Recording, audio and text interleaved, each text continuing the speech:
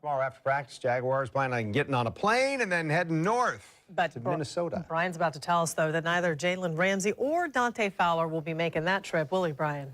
No, neither will. And, of course, this has been the biggest story of training camp so far, and it's really a shame because they could really use both of those guys for those joint practices against the Vikings.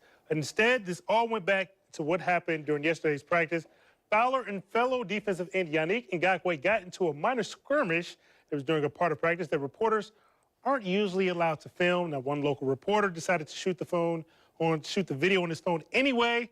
Ramsey saw this, and that's what made him go on that rant against the local media. So it's a very interesting working relationship between the players and the reporters who cover the team on a daily basis.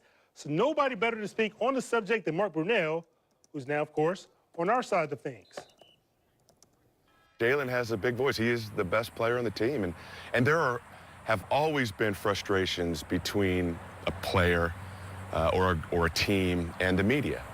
It was that way when I played. Personally, there were reporters and people in the media that I was frustrated with, disagreed with, and that's just the way it goes. But there's a professional and a proper way to handle that.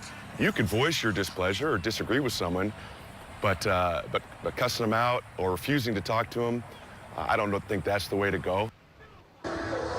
Jaguars had today off, and tomorrow they'll be back out there on the practice fields before getting on that plane and heading up to Minnesota. On Wednesday and Thursday, the Jags and Vikings will have a pair of joint practices. Cole Pepper will be in Minnesota as well.